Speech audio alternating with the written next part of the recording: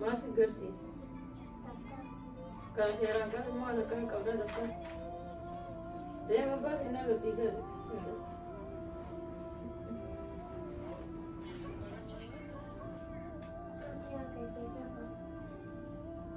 Dari.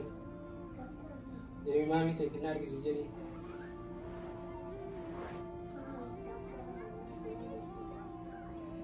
Cuma apa dia kenal ke sini jadi sini je lah. Apa ke masih je? Jadi dia mesti cuma ada bersih sini aja sih. Ada gua aku tu jenis ya orang dah mana. Dia apa ke gerak dia? Mami nanti. Wow jetar wala lara dia mina hari ke sini jadi mami. Mami nanti lagi sih. Ati ma achi sofa irra baatee ilaalachini isa bira teettee na agarsiisii na dubbisiisii na himi qubeen kuni maali hin jettuun an guyyaa guutuu ganama bariitu irraa gaalkanii ana isa wajji badaa bara ande isinitti agarsiisu deemu gargaruma yoo garullee isinin qochiisu deemu gaafadhu gaafadhu abbaa kee kun abbaa qabdaa ba osoo qabaachuu baatte akkasi abbaa gaafadhu inni sitti agarsiisu mucaan illee nan dhaga'u sirima deemu.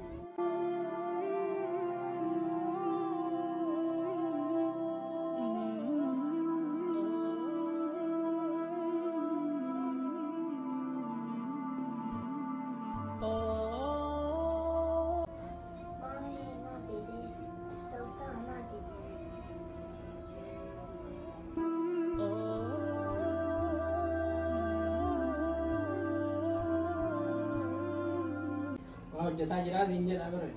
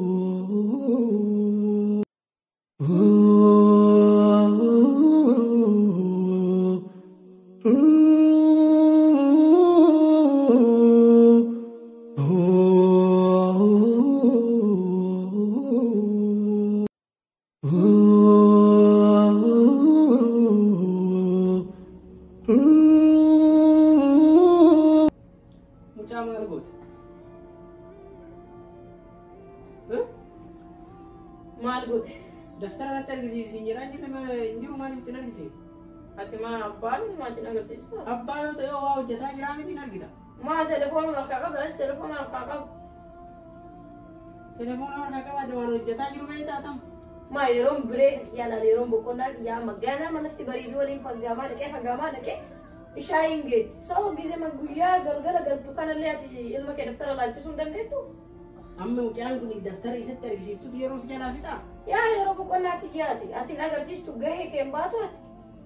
Ani gahee kiyya baatu hin baadha laali waa dalagaa jira waan fardiirra jira siin jedhee miti maa. Ani fardiin ati fakkaata telefoona laalaa ta'anii telefoona laalaa wanti fardiin guyyaa hojjattee galtee. Mucaan kun maal haa ta'u?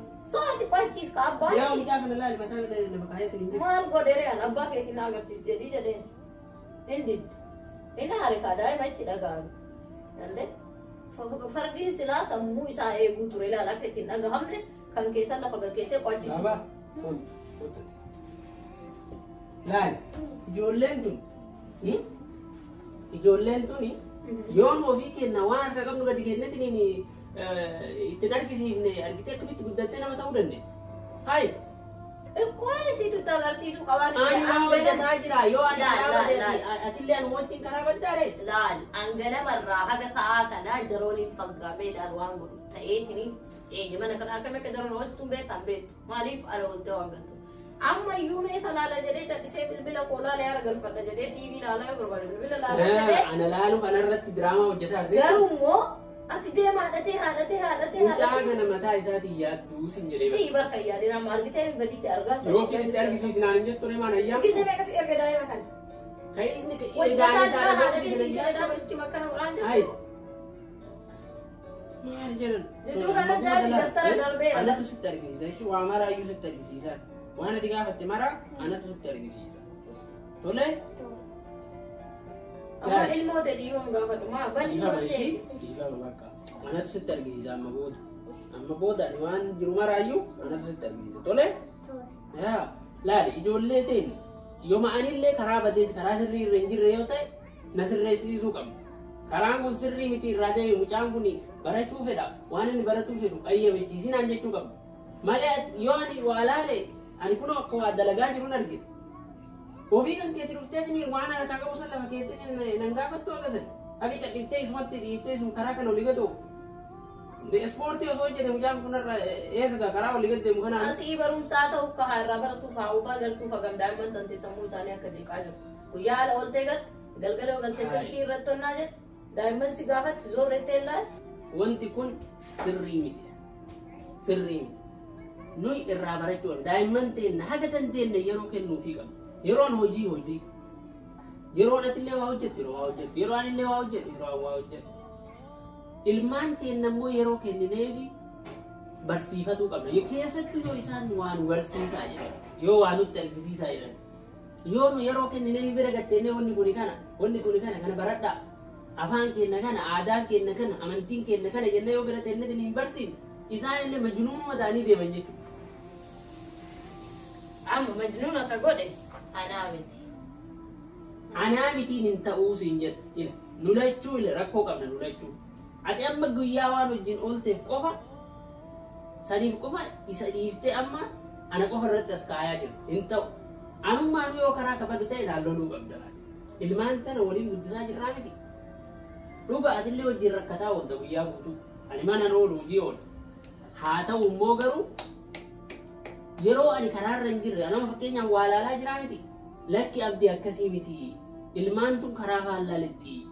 Ilmaan tana yoo ofii keenya bira gatteenee yeroo hin kennineef nurraa baddi.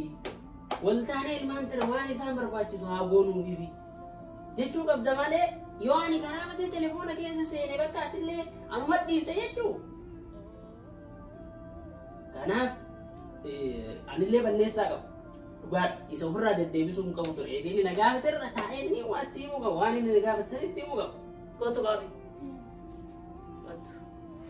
Kanaaf dhiifama ishee laalati yeroo qo'achuu feetu yeroo an dalagaa hin qabne yoo dhuftee na gaafatte si qo'achiisa. Quraanallee ka beekurraa si qaraasisa. Qubeellee barnootallee waan beekurraa si qo'achiisa. Sarara kaaf immoo galgala yeroo abbaan kee galu sa'aatii kee eeggatee yeroo inni bireek fudhatee boqonnaa fudhatee geesse na qo'achiisu jettaan. Waliigallee si jaaladha ishee. Ati hona hin jaalattu? Abbaa kee hoo?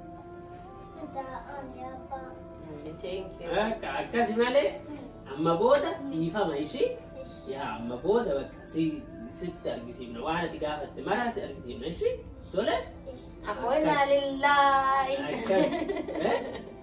akkas